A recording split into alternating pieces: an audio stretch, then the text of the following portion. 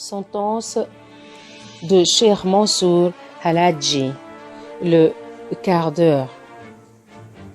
Celui qui a été un martyr dans la voie de la vérité, lui dont le rang est devenu éminent, lui dont l'extérieur et l'intérieur étaient purs, qui a été un modèle de loyauté dans l'amour, lui qu'un penchant irrésistible attiré vers la contemplation de la face de Dieu, cet extatique Mansour Al-Hadji, que la miséricorde d'Allah soit sur lui. Il était tout enivré d'un amour dont les flammes le consumaient. Les merveilles qu'il opérait étaient telles que tous les docteurs en demeuraient frappés de stupeur.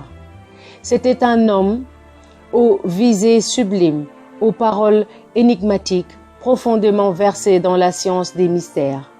Originaire d'un canton nommé Beyza, dans la province de Shiraz, il avait été élevé à Wasit. Abdallah Khafif disait: Mansour possédait réellement la connaissance de la vérité. Moi et Mansour, déclarait Chibli, nous suivions le même chemin. On m'a traité de fou et j'ai eu la vie sauve, tandis que Mansour a péri parce qu'il avait son bon sens. Si Mansour n'avait été qu'un égaré, les deux docteurs que nous venons de citer n'en auraient pas parlé en ces termes. Toutefois, plusieurs docteurs lui ont reproché d'avoir fait fausse route en dévoilant mal à propos les mystères de la vérité. Il resta pendant 2 ans au service d'Abdallah Tishtari. À 8 ans, il se rendit à Bagdad, puis à Basra, où il resta 6 mois au service d'Omar ben Ousmane Mekki. Abu Yaqub Aqta, ayant donné sa fille en mariage à Mansour, Omar ben Ousmane en conçut du ressentiment contre celui-ci qui alors quitta Basra pour Bagdad, où Junayd le fit vivre dans la retraite. Au bout de quelque temps, il partit pour la Kaaba, dont il devint un visiteur assidu. Puis il retourna à Bagdad, où Junayd le recueillit dans sa maison. Comme Mansour lui posait des questions sur plusieurs points obscurs et difficiles, Junayd lui dit: « Oh Mansour, il n'est pas loin le temps où tu feras rougir la tête du gibet. » « Le jour où je ferai rougir la tête du gibet, répondit Mansour, tu jetteras le vêtement du derviche pour prendre celui du commun des hommes.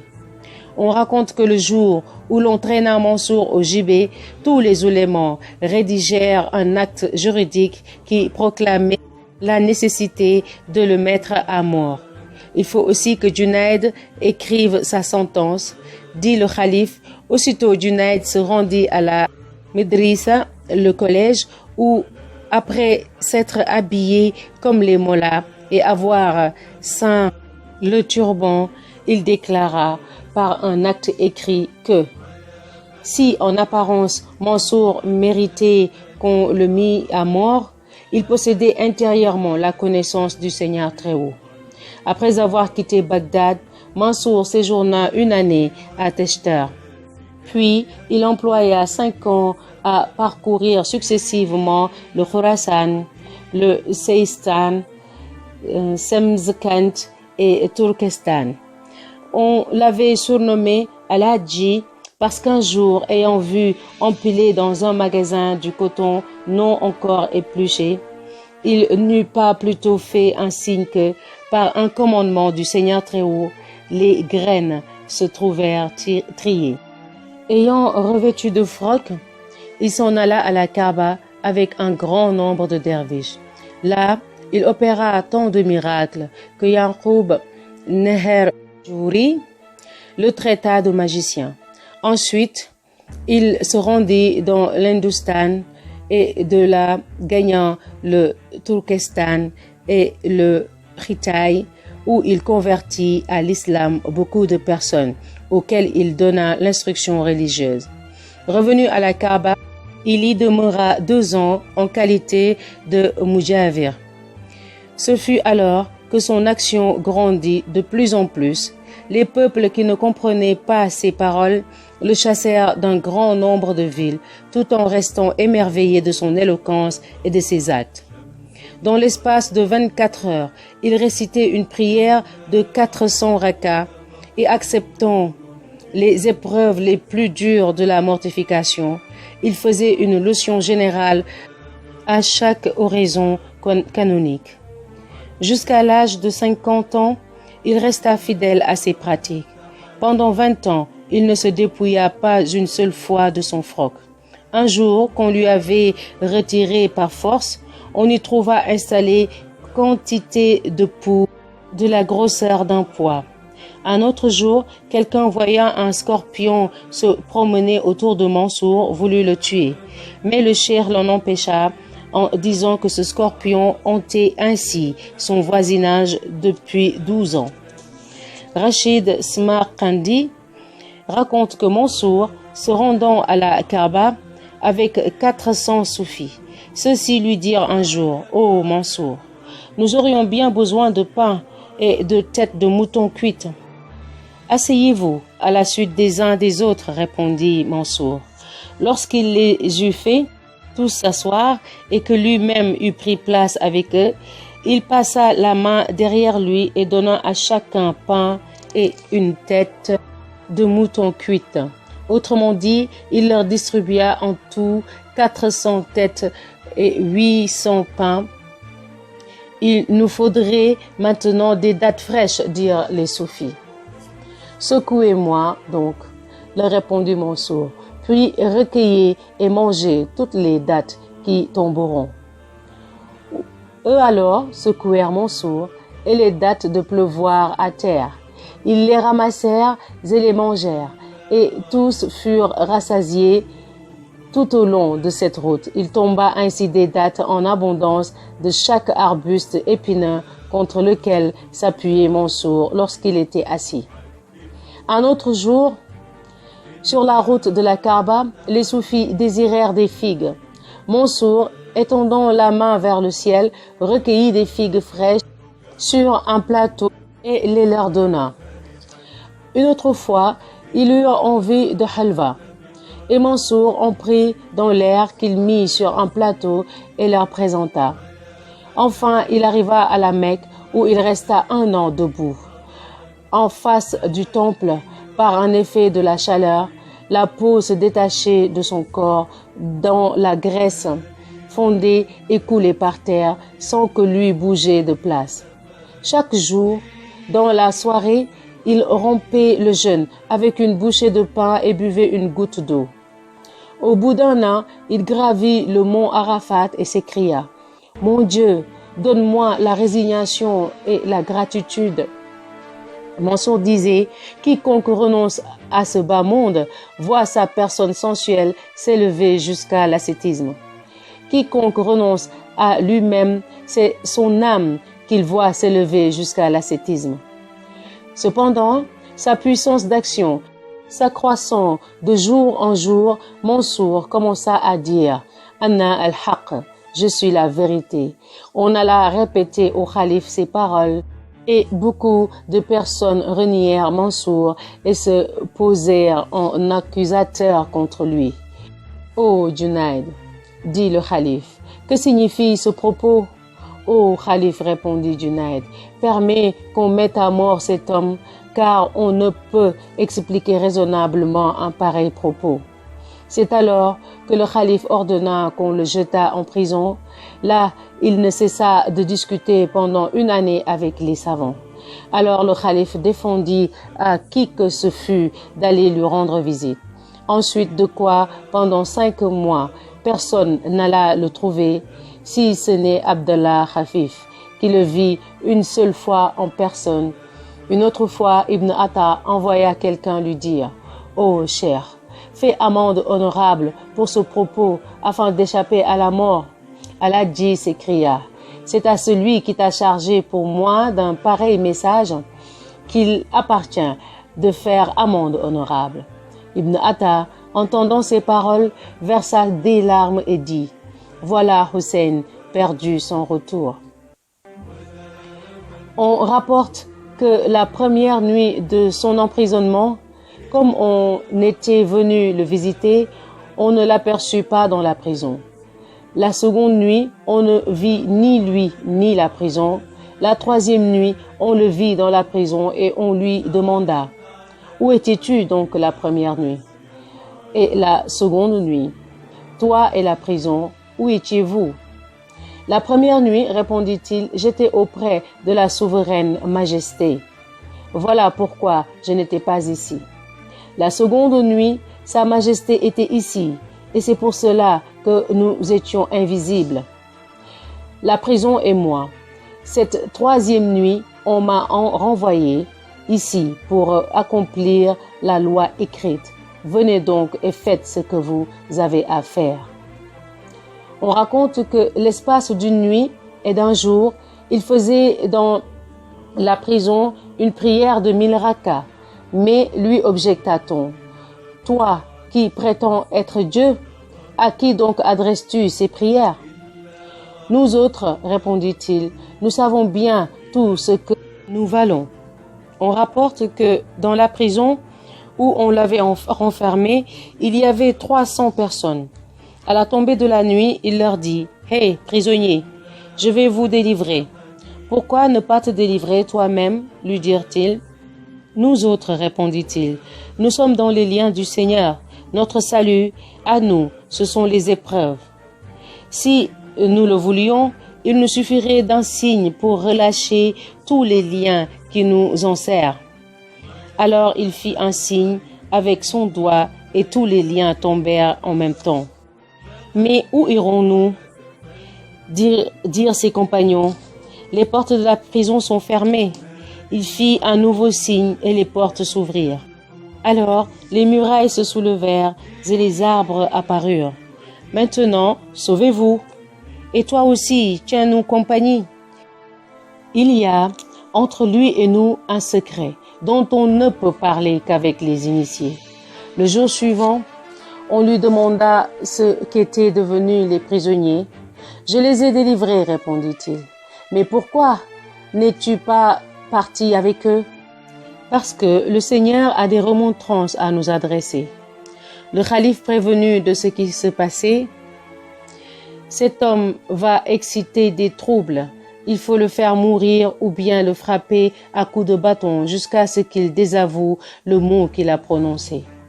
On lui donna 300 coups de bâton pour le forcer à se rétracter.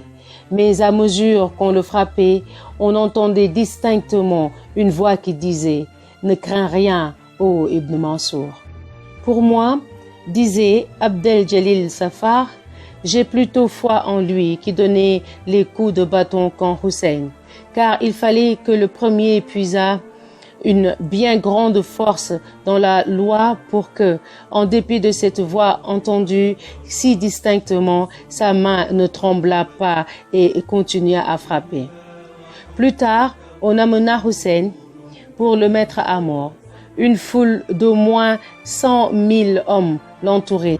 Et lui, promenant ses regards tout autour, s'écria « Vrai, vrai, vrai, je suis la vérité. » On raconte que dans cette foule se trouvait un derviche qui lui demanda « Qu'est-ce que l'amour ?» « Tu le verras aujourd'hui, répondit-il, et encore demain, et encore après-demain. En effet, ce premier jour, on le mit à mort, le second jour, on le brûla, le troisième jour, on jeta ses cendres au vent. Voilà quels sont les effets de l'amour. » À ce moment suprême, son serviteur lui demanda un dernier conseil. « Eh bien, soit, lui répondit Mansour, d'occuper la personne sensuelle et à une chose qui soit légitime. Sinon, c'est elle qui t'occupera à ce qui est illégitime.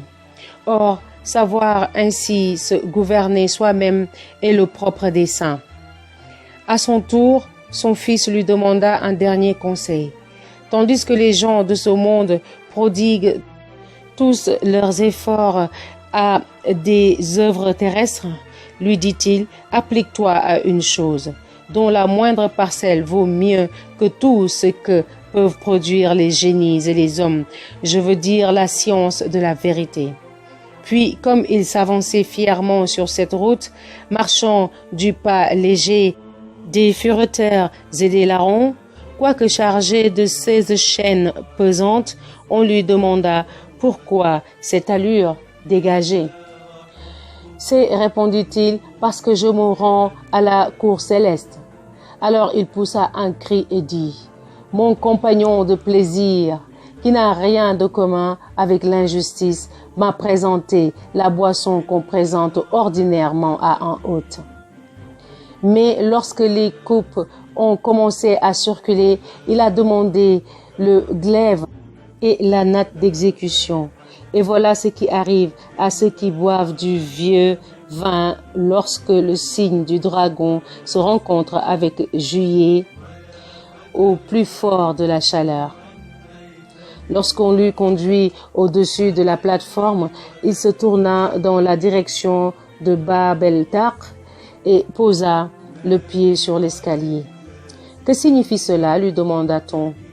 C'est que, répondit-il, le haut de la plateforme de l'exécution va me servir de marche pour monter au ciel.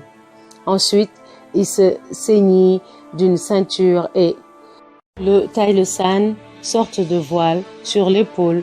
Il leva les mains au ciel, puis se tournant vers la Mecque, il dit dans un élan de cœur, qu'il soit fait comme il a voulu. Arrivé au haut de la plateforme, une troupe de ses disciples lui cria, « Que dis-tu par rapport à nous, tes disciples, et par rapport à ceux qui te renient et vont te jeter des pierres ?» À ceux-ci, répondit-il, une récompense double et à vous une simple, parce que vous vous bornez à avoir bonne opinion de moi, tandis que sont poussés en avant par la puissance de leur foi dans l'unité de Dieu et la rigueur de la foi écrite. Or, dans la loi, l'unité est la racine même, tandis que la bonne opinion n'est qu'un rameau. On raconte que, dans sa jeunesse, il avait été porté à l'orgueil.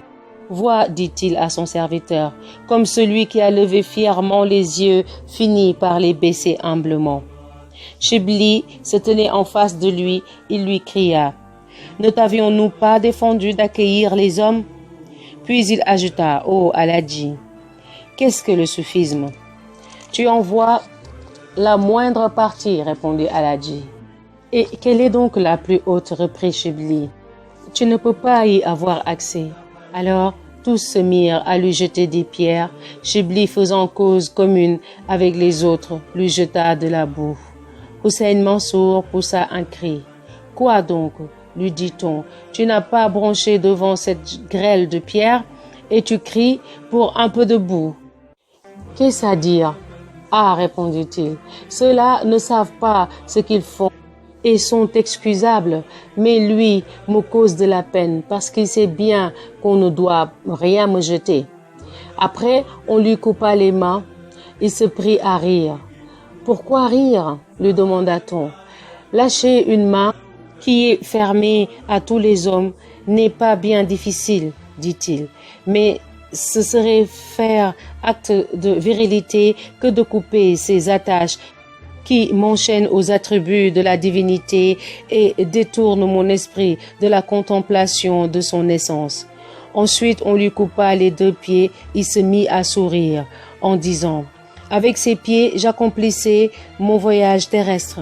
Maintenant, j'en ai un capable de parcourir les 2 mondes. Coupez-les si vous le pouvez. » Puis il frotta contre son visage ses 2 mains coupées, toutes sanglantes, de sorte qu'il barbouilla de sang ses bras et sa figure.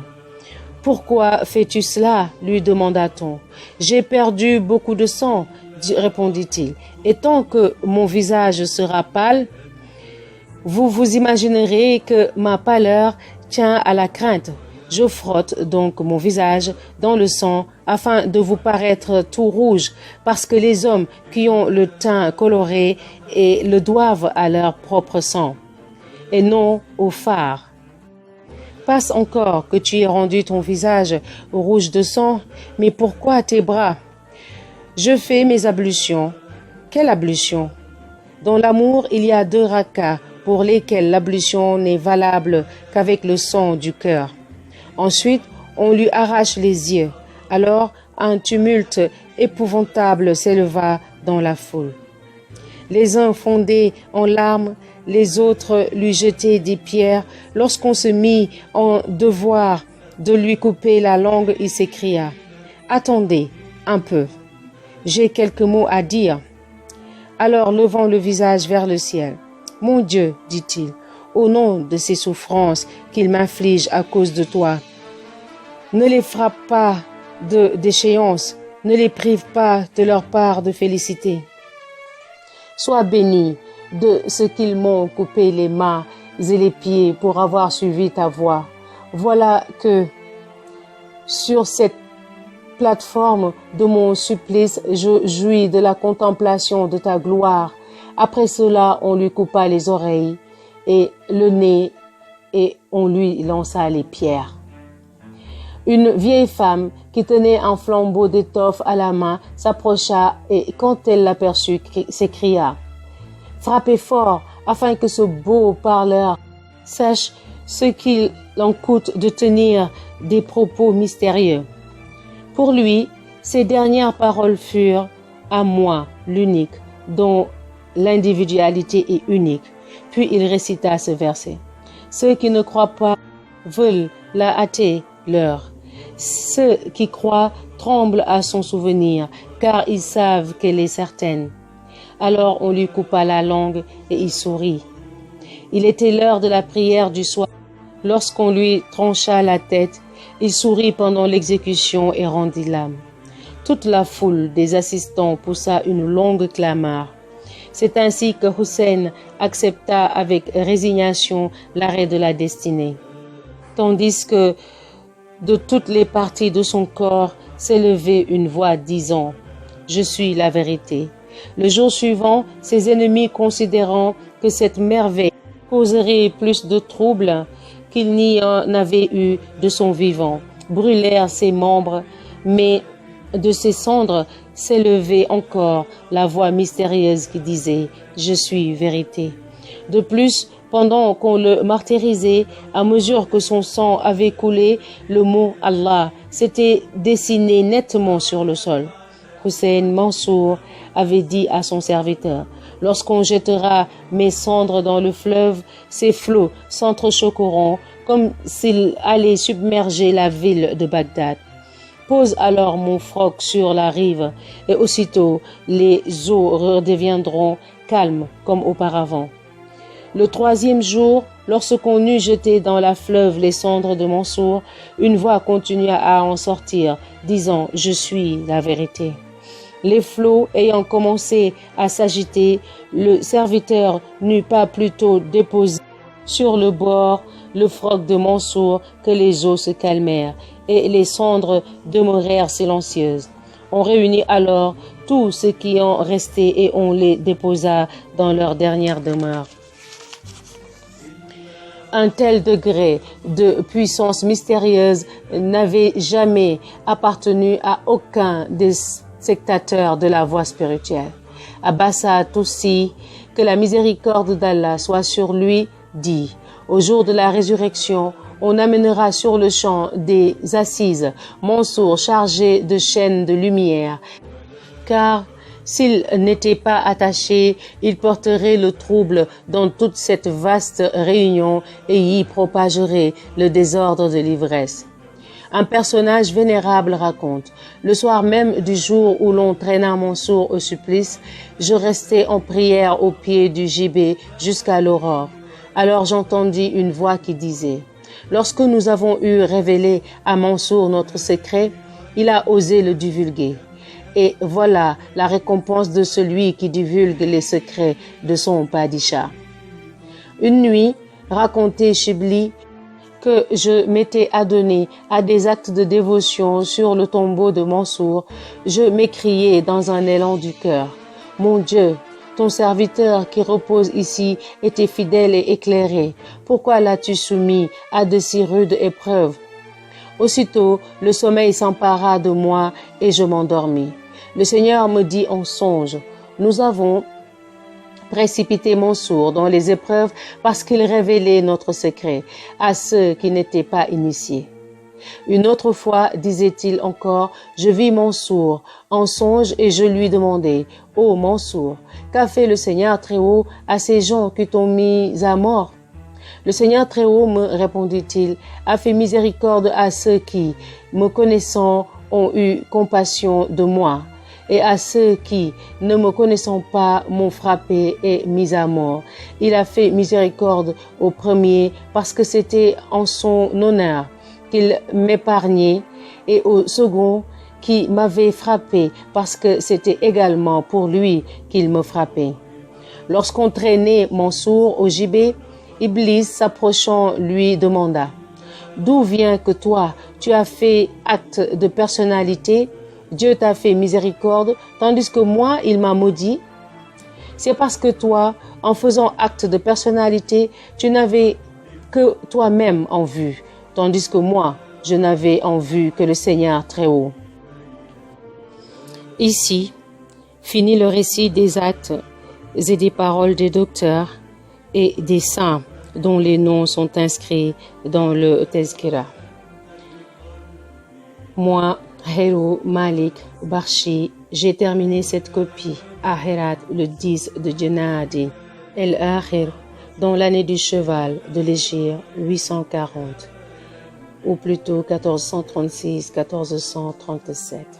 Donc la lecture vous a été faite par votre sœur Mounina Aïcha.